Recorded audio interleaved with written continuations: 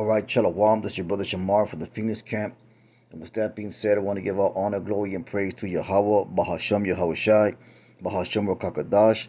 Double honor to the elders of Great Millstone, and peace and salutations to the brothers that are doing this work in truth and sincerity. Let's jump right into the lesson. This is Zephaniah 1 and 12. And it says, "And it shall come to pass at that time that I will search Jerusalem with candles and punish the men that are settled on their lees, that say in their heart, the Lord will not do good, neither will he do evil." And that speaks of a state of complacency. That speaks of a state of at ease. That speaks of a mind state where you have no fear of the Lord, because you don't fear what the Lord, because you don't think he's not going to do good, or neither will he do evil. So basically what you're saying, the Lord's not going to do nothing. And these men are what's considered lukewarm in the scriptures. And as we go on into these days that were coming, you're gonna see a lot more of these teachers fall into that state of complacency. These false teachers, those men that are not of the elect, you're gonna see a lot of men fall into that state of lukewarmness. What's gonna happen is the Lord is searching out Jerusalem and exposing these people. All these false teachers, they get exposed. And to settle on your leads is to put yourself in a condition where you're what they call, you're just at ease, man. You don't have the fear of the Lord. You don't have no sense of urgency about you, as far as His word comes to pass. And that's what you see in the other camps, man. They lack the sense of urgency. They lack the fear of the Lord. They lack the soldier spirit. Because in the military, what they do as a tactic, they keep the troops pissed off. They take away rights and privileges. They make them do certain things for long periods of time to keep them at edge, to keep them in a state of aggravation. And they use that because they don't want them to be too comfortable. They don't want them to be too at ease in things. They want to keep in a state of built-up aggravation. So when the time comes for to make moves, they pissed off already, man. And as a man of the Lord, you can't be too at ease in this place. That's why it says in Micah 2 and 10, this is not a rest. You can't be too comfortable here. That's why the other Gabar, a few months ago, he made a video saying that it's not good to have too much fun, or to indulge in too much folly or vanity. And that goes with everything, man. You can't overindulge in things, man. You can't overindulge in food or drink. You can't overindulge in women. You can't get your because what you're doing is you're feeding the flesh. Those overindulgences, that fun, that folly and that vanity, that's all for the satisfying of the flesh. And what that does to your spirit is it takes away the fear of the Lord. And that could be said of the men that are set on the lease. That goes also to men that fall in a lukewarm state. Like we brought out in the previous video, that bare minimum spirit. You're doing the bare minimum. You're just doing things just to do them. You're not putting no effort or integrity in it. But the thing about the Lord knows the intentions of your heart, man. He knows if you really putting forth an effort and using your talent and multiplying your talent, or you just going through the half-assed paces of it. A perfect example of that was the book of Samuel. Who was it? Salak. The perfect example of that was Eli's sons. They held the office of the priest, but they were just going through the motions, and they abused their office in the form of corrupting the Lord's portion, man. When it came down to the meat sacrifices, the meat offerings, and what happened to them? The Lord judged them and killed them. He killed them in war. And then when Eli heard about it, he died also. He said they fell over and he died. Because so his sons were in a state of complacency. His sons were in a bare minimum spirit, man. They were in a lukewarm spirit. They didn't take the office of the Lord seriously. Therefore, the Lord killed their ass, man, basically.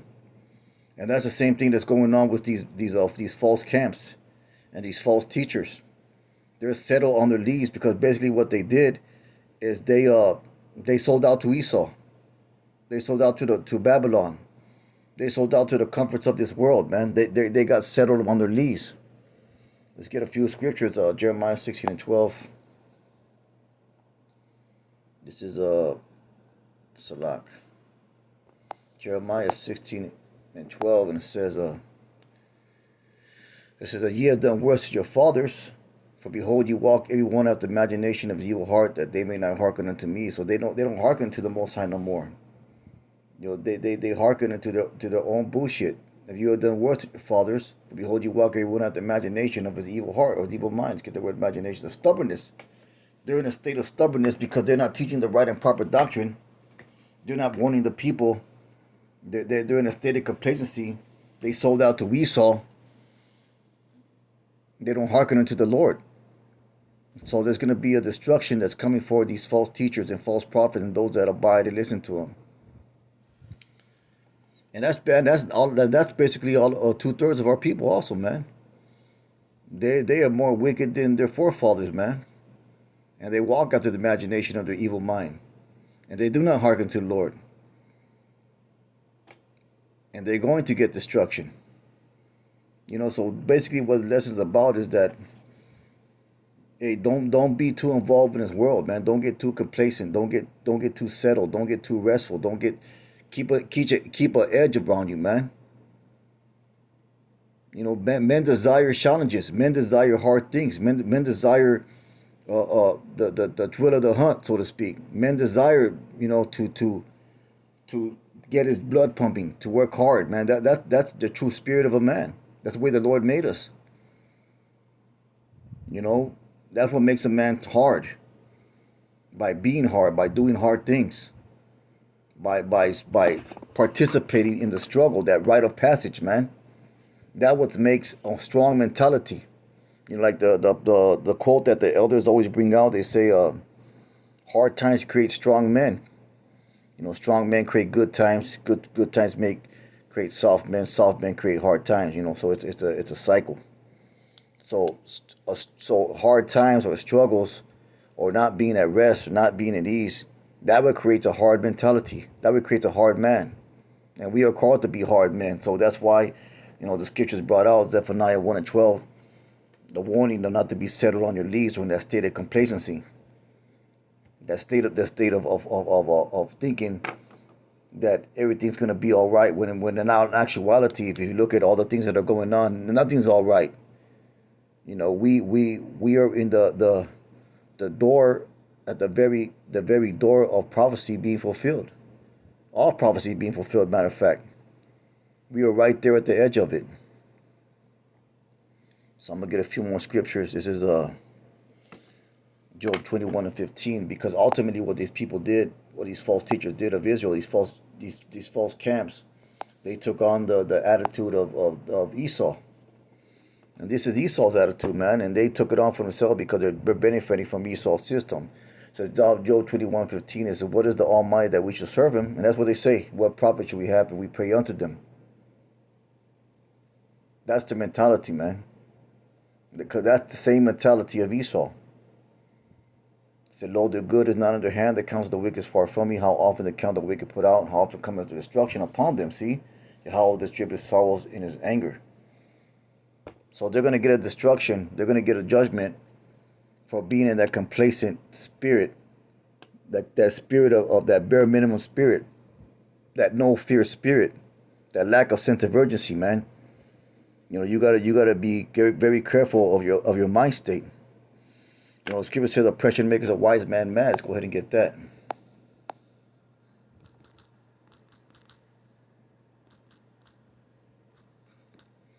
Let's see, where is it at? It says Ecclesiastes 7:7 says, surely oppression makes a wise man mad, and a gift destroys the heart of the mind. So a gift destroys the heart.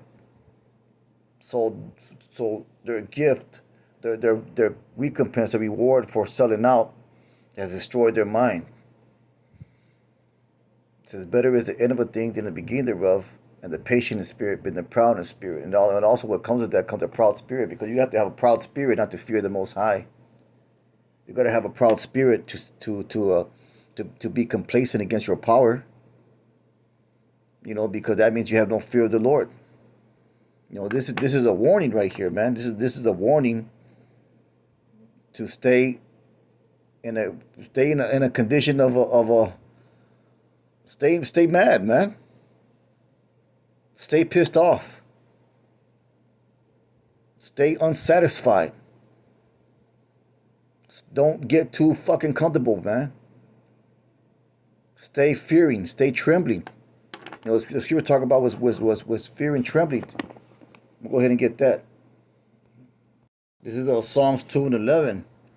It says, serve the Lord with fear and rejoice with trembling. See, so if you're in that settle on your knees, complacent spirit, then you're not serving the Lord with fear. You're not rejoicing with trembling. You don't have that edge.